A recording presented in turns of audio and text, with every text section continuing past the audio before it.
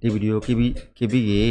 တခုခုပုံပြရရဆိုကေလိုင်းနဲ့ဖိတ်ဇာဖိတ်တခုရှိလောက်ကျွန်တော်တို့ကိုတရားတရားကူညီပြီးတဲ့ဖို့နဲ့နဲ့ချီရာနဲ့ချီဝင်တဲ့အချိန်မှာကိုကဒီ social media ပေါ်မှာအချိန်ဖြုံးနေမိတော့မယ်လားဒါမှမဟုတ်ကိုကလည်းသူတို့လိုမျိုး YouTube တို့ Facebook တို့ကနေပတ်စံကိုဒေါ်လာတွေ30နဲ့ချီရာနဲ့ချီရှာတင်တဲ့လူဆိုလို့ရှိရင်တော့ဒီဗီဒီယိုလေးကိုဆုံးအောင်ကြည့်လိုက်ပါဟုတ်မင်္ဂလာပါချမ်းပဲဖြစ်ပါတယ်ဒီနေ့ဒီဗီဒီယိုလေးမှာကတော့ချမ်းက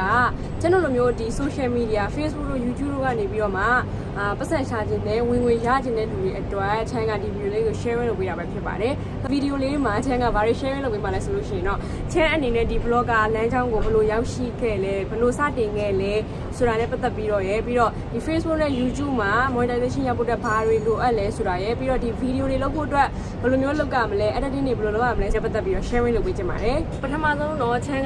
အတွေ့အကြုံကို sharing လုပ်ပေးချင်ပါတယ်ချမ်းကဒီ blogger လမ်းကြောင်းကိုဘယ်လိုရောက်လာတာလဲပြီးတော့ဒီ page ကိုဘယ်လို run ခဲ့လဲဆိုတော့ချမ်းက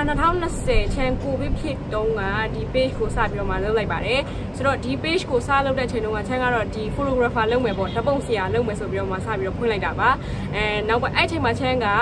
10တန်းပြီးတော့တက္ကသိုလ်တက်နေတော့ဒါပေမဲ့တက္ကသိုလ်ကတော့ပိတ်သွားပြီပေါ့နော်ချမ်းလည်းမတက်ဖြစ်တော့ဘူးဆိုတော့အဲ့မှာချမ်းကဒီဝင်ငွေတစ်ခုအနေနဲ့ကချမ်းက10တန်းတွေကို guide တင်ပါတယ် guide တင်တော့တစ်လကို6000ကနေပြီးတော့မှ3သိန်း2သိန်း3သိန်းလောက်ထိချမ်းကရပါတယ်ဆိုတော့အဲ့ဒီဝင်ငွေလေးတော့ရှိပါတယ်အဲ့ဒီတုန်းကဒါပေမဲ့ချမ်းကအဲ့မှာဗီဒီယိုတွေကိုစတင်ပြီးတော့မှလုပ်ပါတယ်ဗီဒီယိုတွေကိုစတင်ပြီးလုပ်တဲ့ချိန်တုန်းကချမ်းကကိုင်းတဲ့ဖုန်းက Redmi Note 8ဖုန်းလေးပဲဖြစ်ပါတယ်ဆိုတော့ Redmi Note 8ဖုန်းအဓိကကျွန်တော်တို့ဒီလူငွေရှိတဲ့ပုံစံပါတယ်ကိုမှဇာ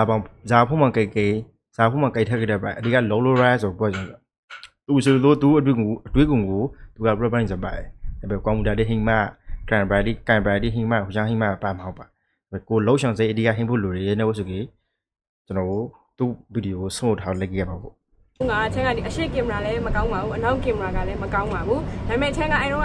့ရုပ်ထွက်လောက်ဆိုပြီးတော့ Instagram ကိုသုံးပါတယ် Instagram effect နဲ့ဗီဒီယိုလေးတွေရိုက်ပြီးတော့ချမ်းက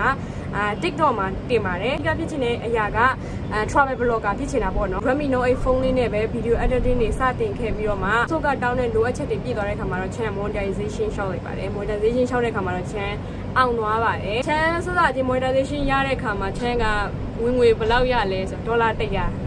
120လားမသိဘူးအဲစရတာပါဒေါ်လာ120စရပါတယ်ပြီးတော့ monetization ရပြီးချင်းပဲချမ်းပြန်ပြုတ်သွားပါတယ်အဲ့ဒီအကြောင်းအရာကိုနောက်ထပ်အကြောင်းရင်းထဲမှာထပ်ပြီးတော့ဘာဖြစ်လို့လဲဆိုတာကို sharing လုပ်ပေးပါမယ်ပြီးတော့ချမ်းကအဲ့လိုမျိုးစတင်ခဲ့တာပါ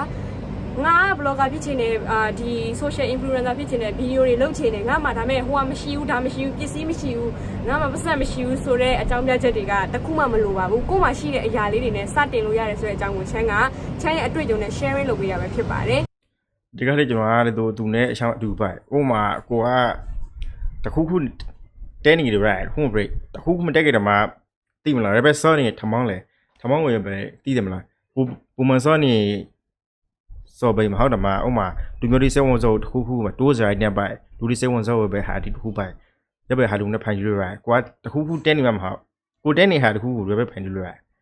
ယ်ပြောင်းလာဥမာထမောင်းစောဖိဥမာခရီးလို့ဟုတ်ပါခရီးပိုင်လောက်ခဲ့လူတွေဆိုတာခရီးရချင်းမှာဘလော်ဒီဘတ်တွေဖို့ဥချောင်းဒီလာပြီးကြီးမကုတ်စတီကိုမှကုတ်စတီအတန်ကချောင်းမချောင်းရောစတီအဒီတီဖဲပြီးကြီးကိုမှထောက်ထွက် page မှာ lobby ကြီးတောင်းလို့ရတယ်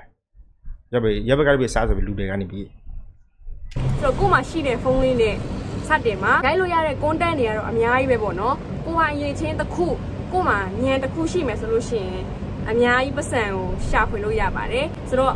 ကိုပိုင်ရေးချင်းတစ်ခုဆက်ချုပ်တက်လားဂီတာတီးတက်လားချင်းခတ်တက်လားစပိန်နင်းတက်တာလားစကိတ်စီးတက်တာလားဟင်းချက်တက်တာလားအစားအစာတွေစားရတာကြိုက်တာလားခရီးထွက်ရတာကြိုက်တာလားအဝတ်စားလှလှလေးဝတ်ပြရတာကြိုက်တာလားတရုပ်ဆောင်ရတာကြိုက်တာလားတချင်းဆွေရတာကြိုက်တာလားအဲ့ဒီအရာတွေနဲ့ပတ်သက်ပြီးတော့ vlog တွေလုပ်ပြီးတော့မှ YouTube တို့ Facebook တို့မှာတင်ပြီးတော့ပတ်စံရှာလို့ရပါတယ်ဆိုတော့ဘာအကြောင်းတကယ်လို့ဖြစ်ချင်တယ်ဆိုလို့ရှိရင်တော့ဘာအကြောင်းပြချက်မှမပေးပါနဲ့ရှိတဲ့ဖုန်းလေးနဲ့ပဲစတင်ပြီးတော့မှလောက်ပါချမ်းကတော့အကြံပေးပါတယ်ဒါကကျွန်တော်တို့ဟာဒီရက်လက်ထိပ်မှာကျွန်တော်မှာဟိုသိမလား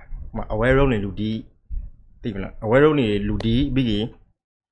ပေးရှိဒီမှာအဝဲရုံးနေသူဒီဟာဒီရက်ကြီးကိုရှောင်းပေါ်လိုက်ဒီရှောင်းပေါ်လိုက်ဟာဒီရက်မရာမဖို့အမျိုးဒီရဆိုအောက်မှာလူဒီကမသိပေးနေပဲဒါပဲဆိုလ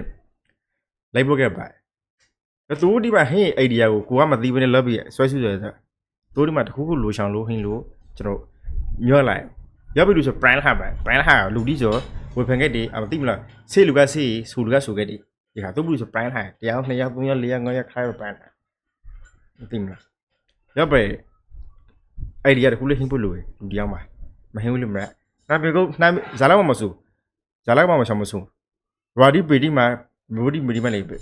ကျုပ်တို့ကလောက်ပြီးတော့မှဒီမျိုးဘုတ်ကိုအဝေဖန်ခံရတယ်ကျန်ဆလာထွက်ပြီးသိမလားမျိုးဒီအမျိုးသေးတီးပွဲဇာလာထီကိုလေကိုအဖရီပရိုပိုဇာမလို့ရ